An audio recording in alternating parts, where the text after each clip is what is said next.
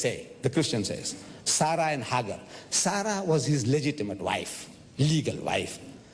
Hagar was a concubine, a bondwoman, a slave woman. That's what the Christians say. Okay? But now Moses was inspired to write, if he was inspired. Genesis, first book of the Bible, chapter 25, verse 1. It says, Abraham again took a wife, W-I-F-E, wife. And her name was Keturah. And her name, there's the third wife.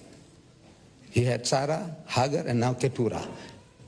Moses is writing, if he wrote it, he said, a wife, the third wife, Keturah. But in the book of Chronicles, First Chronicles chapter 1, verse 32, it says, now the sons born to Keturah, Abraham's concubine. Are they synonymous terms? Are they synonymous? They can't be. Because when you talk about Hagar, he says not synonymous. And God goes out of his way to tell us, if he did, that Solomon had 700 wives and 300 concubines. 1,000 altogether. Why doesn't he say he had 1,000 spouses? 1,000 mates? No, no. He's making it sure that these are wives, and the concubine is of a lesser degree in the Jewish society. Concubine. So now, the same God, the same Holy Spirit, he tells Moses to write that she was a wife, and he tells his author, unknown author, these are unknown authors, chroniclers. Who wrote it? He says unknown. You ask the scholars of Christendom, who wrote 2 Kings? It says unknown. Who wrote the book of it? It says unknown. I'll give you a list here. What 32 scholars of the highest eminence, backed by 50 cooperating denominations, what they say about the authorships of the books of the Bible. But now, the author of Chronicles 132 says that she had 6 sons, this Keturah, as a concubine. So 6 sons and 2 sons makes 8. 1 through Sarah, 1 through Hagar, and 6 to Keturah. Makes 8, easy to count.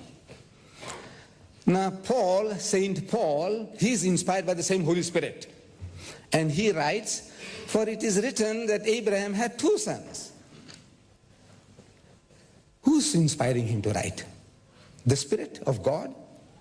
Because the same Spirit inspired the authors of the Old Testament that he had 2 sons from Sarah and Hagar, and he had 6 more from Keturah.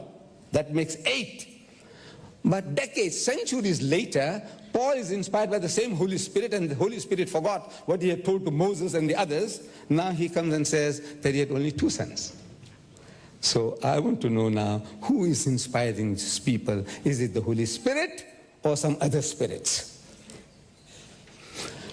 Then in the latest translation of the King James Version, Matthew chapter 21 verse 7 says, I'm reading Matthew 21 verse 7, they brought the donkey and the cart, laid the clothes on them, more than one, on them, and set him, Jesus, on them. How can a man ride 2 donkeys? Huh?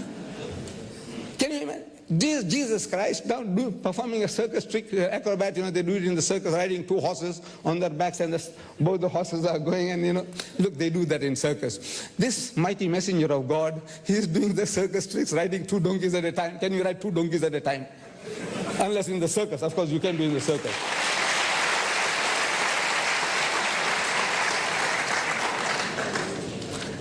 The same book, John chapter 1 verse 18 says, no one has seen God at any time. You accept that? I accept that.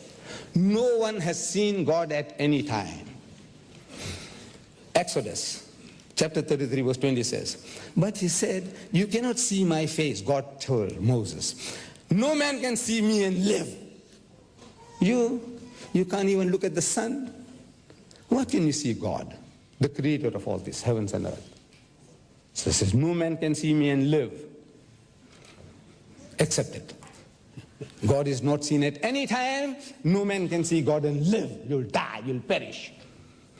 But in Genesis chapter 32 verse 30, God inspires Moses, supposed to be, and tells him about Jacob.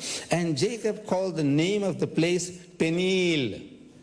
Peniel, Peniel.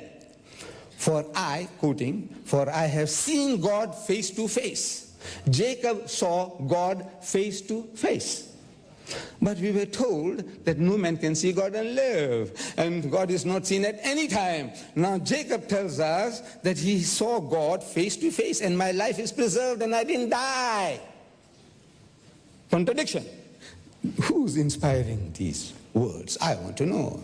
The pastor will explain. Yes. Yes, he will. 1 Corinthians chapter 14 verse 33.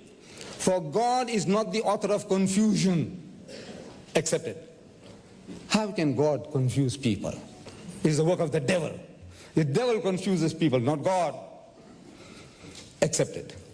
But in the book of Ezekiel, chapter 20, verse 25, we read, therefore, I also gave them up to statutes, laws, that were not good. God gave them laws to people which were not good for them, which were not good. And judgments by which they could not live. That's a devilish thing to do. God does that. He said, I'm not the author of confusion. We believe he's not the author of confusion, but he's confusing his creation, giving them evil laws, evil statutes. The work of God, and the same God is inspiring these two persons to write this. One says, look, God is not the author, and the other one says he confused the people. I'm reading this from a Christian magazine called The Plain Truth, October 1977. It says, reading Bible stories to children can also open up all sorts of opportunities to discuss the morality of sex. An unexpurgated Bible might get an X rating. I don't know, in your Scandinavian countries you have such a thing as an X rating, not fit for children to see. X rating. An unexpurgated Bible might get an X rating from some censors. A Christian magazine writes that.